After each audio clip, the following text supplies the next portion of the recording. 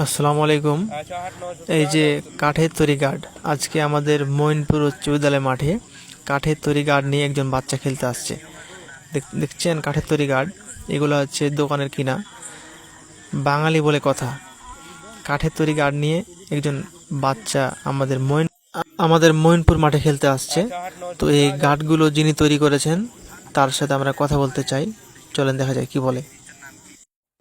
আসসালামু আলাইকুম ভাইয়া, তোমার নাম কি? মোহাম্মদ রায়হান আলী। রায়হান আলী। আচ্ছা, তুমি গার্ডগুলো কোথায় পেয়েছো?